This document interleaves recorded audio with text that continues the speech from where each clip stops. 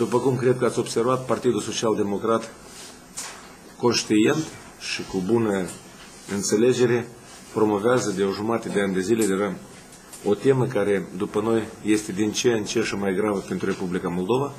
Se numește criza economică internațională, financiară internațională, care tot mai des și mai des lovește Republica Moldova. În ultimele câteva săptămâni de zile noi am vorbit despre mai multe lucruri, la capitolul propunerii Partidului Social Democrat în domeniul respectiv.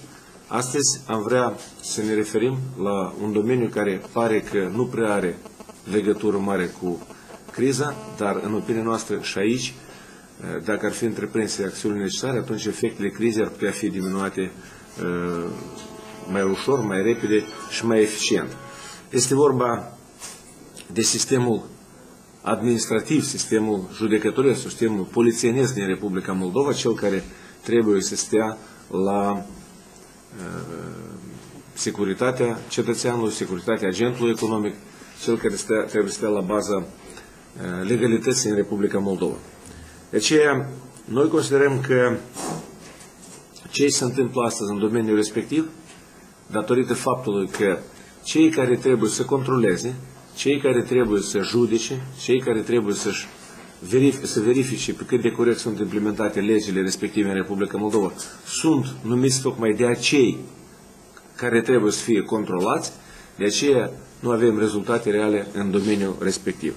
În opinia noastră, este necesar să ridicăm gradul eficienței și profesionalismului de activitate în sistemul judecătoresc al Republicii Moldova și cel mai important lucru să asigurăm independența acestui sistem de toate alte organe din stat, din sistemul statal al Republicii Moldova.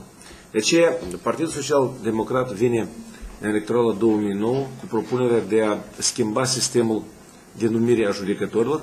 Este vorba că judecătorii de nivelul 1, deci la raioane, trebuie să fie aleși de către cetățenii raionului respectiv și ei să știe că nu mai sunt dependenți de alții care sunt numiți mai de sus undeva sau au obligațiuni față de cei care sunt în consiliile superioare, iar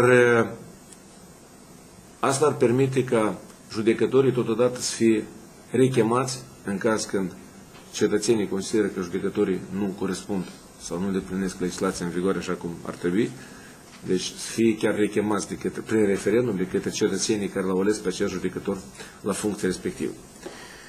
Totodată, noi considerăm că acest lucru s-ar putea de făcut odată cu alegerile locale, deci nu ar fi necesar să avem cheltuieli adăugătoare enorme care ar pune la îndoială sau ar pune problema necesității sau invers unor probleme financiare pentru a nu rezolva această problemă. Cât privește judecătorii ierarhic superiori, noi tot considerăm că ei nu pot fi numiți așa cum era până acum de către Parlament, de către majoritatea parlamentară, de către președintele țării sau câteodată chiar și guvernul este antrenat în aceste lucruri. Ei trebuie să fie aleși. În opinia noastră s-ar putea de efectuat schimbările, modificările în legislație în așa fel ca să preluăm, de exemplu, modelul american de alegere a președintelui pentru numirea în funcție a majorității absolute a organelor de stat care trebuie să efectueze un control riguros asupra Parlamentului, Guvernului și președintelui.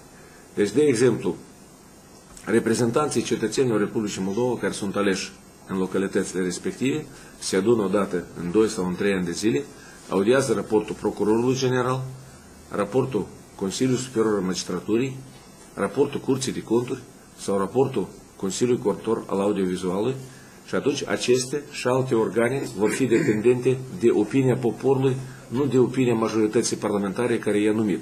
Și de fapt, în lucrul lor de toată ziua, ei vor lucra nu cu telefonul, dar cu legea sau cu legile care reglementează activitatea lor într-un domeniu sau în altul. Acest lucru nu ne-ar permite să asigurăm o independență adevărată a sistemului judecătoresc, procuraturii, curții de conturi, altor organe din stat, care astăzi sunt declarate, însă în realitate ele toate sunt dependente de majoritatea parlamentară pe care trebuie, într-un fel sau altul, să o controleze. Iată, acesta este la sistemul judecătoresc. Noi astăzi suntem în fața dumneavoastră 3 reprezentanți ai Partidului Social-Democrat, 3 candidați la funcție de deputat în Parlamentul Republicii Moldova. Acum vreau să ofer domnului Bolboceanu cuvântul la o temă care iarăși ține de măsurile anticriză, fiindcă este vorba de corupție, care tot ne va împiedica să luptăm sau să promovăm măsurile anticriză în țară așa cum ar trebui să o facem. Poftim, domnul Bolboceanu. Stimați prieteni, eu am vrut să mă refer la un bloc foarte important de măsuri care le constituie în viziunea social-democraților măsurile pentru lupta cu corupția. Noi, social-democrații, aici venim cu niște propuneri concrete, în primul rând, pentru a diminua acest flagel.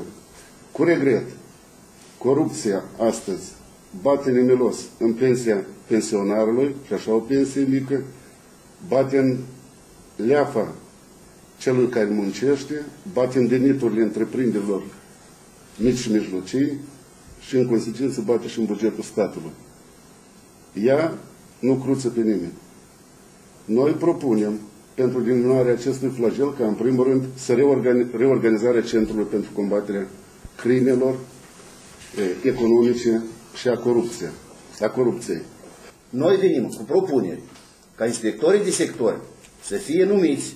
Partidul Social-Democrat cer și considerăm că este corect ca inspectorii de sector să fie numiți anume de administrația publică locală, prin concurs, cei mai buni, cei mai disciplinați, cei mai onești și cei mai viteji băieți. De asemenea, pledăm pentru aceea ca serviciul poliției rutiere să fie lichidat și format un serviciu nou, serviciul de patrulă și santinelă, în comun cu serviciul de patrulă și santinelă, care practic nu este completat niciodată. Nu vine și nu se angajează nicio persoană din cei până la 10 persoane care sunt preconizate funcțiile respective. Dar în comun cu serviciul poliției rutiere s-ar forma un serviciu nou care ar servi cu adevărat administrației publice locale și poporului care trăiesc în localități și în localitățile rurale. De asemenea, noi propunem ca tinerii care trebuie să-și facă serviciu militar în rândurile armatei și a carabinerilor, cei mai buni să-și satisfacă serviciul pe lângă inspectorii de sector, ca ajutori. Și funcțiile lor sunt distribuite în felul următor: ca salvamari, ca ajutori sociali și ca ajutori ai inspectorului de sector. Serviciile operative să fie comasate cu serviciul de anchetă, sub un singur serviciu.